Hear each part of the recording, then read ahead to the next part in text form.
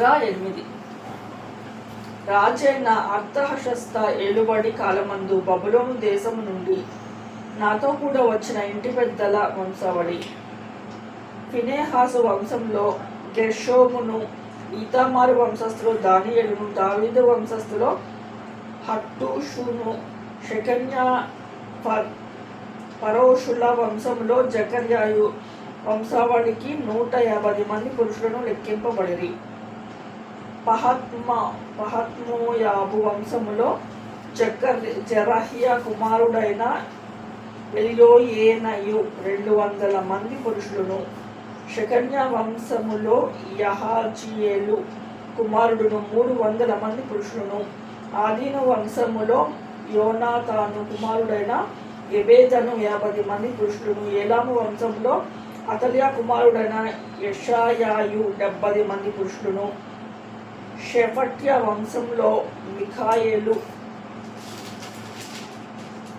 కుమారుడైన జెబద్యాయు 80 మంది పురుషులను, యోవాబు వంశంలో యెహీయేలు కుమారుడైన ఓబద్యాయు 218 మంది పురుషులను, షెలోమీతు వంశంలో యోసిప్యా కుమారుడును 160 మంది పురుషులను, బేబై వంశంలో బేబై కుమారుడైన జకర్యాయు 28 మంది పురుషులను, అజ్గాదు వంశంలో హక్కాటాను కుమారుడైన యోహానాను 110 మంది పురుషులను, అదోనీకాము యొక్క చిన్న కుమారులలో ఎలీపేలెటును, యెహీయేలు, షెమాయాయు 60 మంది పురుషులను, బిగ్వయి వంశంలో ఉత్తయును, జబ్బూదును 70 మంది పురుషులను.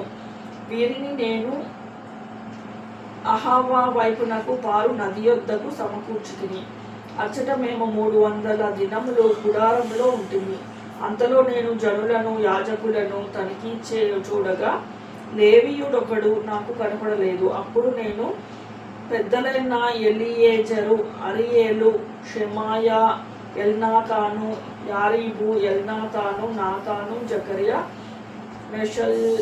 మెషుల్లాము అను వారిని ఉపదేశకులకు యోయారీబు, ఎల్నాతానులను పిలువనంపించి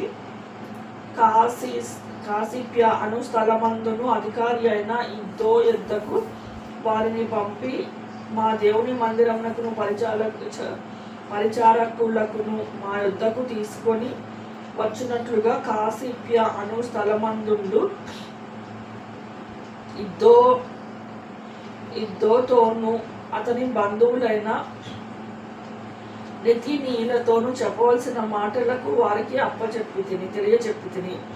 మా దేవుని కరుణాహస్తము మాకు తోడుగా ఉన్నందున వారు ప్రజ్ఞావంతుడైన ఒకనిని షెరెబ్యాను అతని కుమారులను సహోదరులను 18 మంది తోడుకొని వచ్చిరి. ఆ ప్రజ్ఞావంతుడు మహాలి కుమారులలో ఒకడు. ఈ మహాలి ఇజ్రాయేలునకు పుట్టిన లేవి వంశస్థుడు.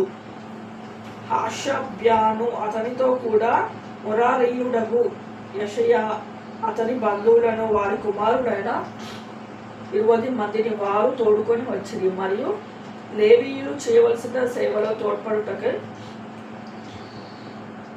దావీదును అధిపతులను నియమించిన నెతనీయులలో 220 మంది వచ్చిరి. వీరందరూ పేర్లు ఉదాహరింపబడి నియమింపబడిన వారు.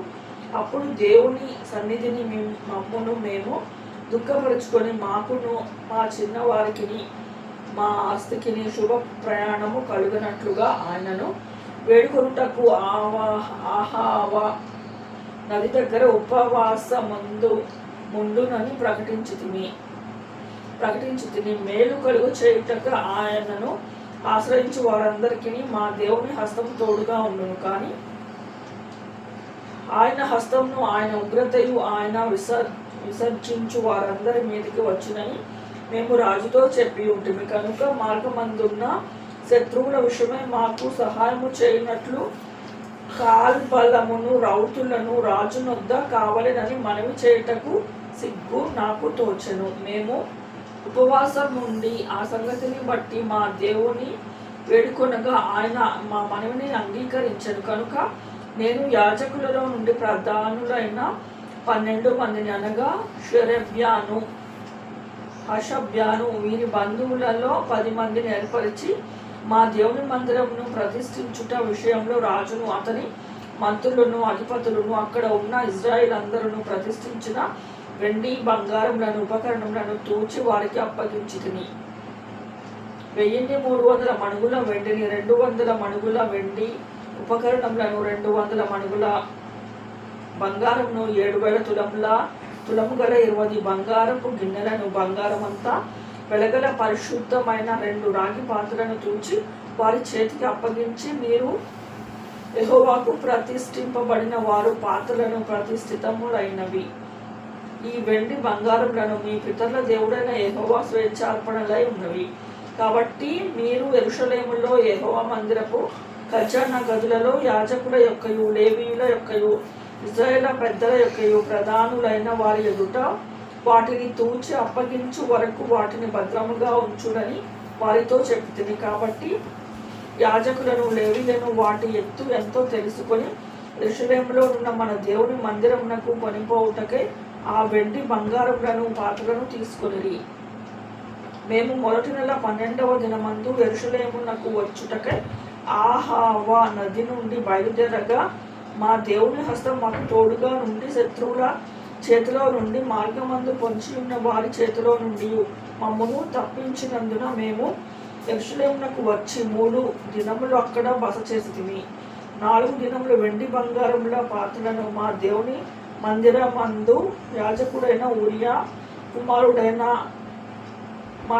మరేమోతు చేత తూనిక వేయబడెను. అతనితో కూడా ఫినెహాసు కుమారుడైన ఎలియాజరు ఉండెను. వీరితో లేవీయులైన యెషూవ కుమారుడైన యొజాబాదును, బిమ్నయి కుమారుడైన నోవద్యాయును కూడా ఉండిరి. సంఖ్య చొప్పున ఎత్తు చొప్పున వీటన్నిటినీ సరిచూసిన తరువాత వాటి ఎత్తు ఎంతైనదని లెక్కలో వ్రాసిరి. మరియు చెరలోనికి కొనిపోబడిన వారికి పుట్టి చెర నుండి విడుదల నొందిన తరువాత వచ్చిన వారు ఇశ్రాయేలు దేవునికి దహన బలులు అర్పించిరి. ఇశ్రాయేలు అందరూ కొరకు 12 ఎడ్లను, 96 పొట్టేళ్లను, 77 గొర్రె పిల్లలను, పాప పరిహారాంత బలిగా 12 మేకపోతులను తెచ్చి అన్నిటినీ దహన బలిగా యెహోవాకు అర్పించిరి. వారు రాజు యొక్క నిర్ణయములను, రాజు యొక్క సేనాధిపతులను, నది అవతలనున్న అధికారులను అప్పగించిన తరువాత వీరు జనులకు దేవుని మందిరపు పనికిని సహాయము చేసిరి.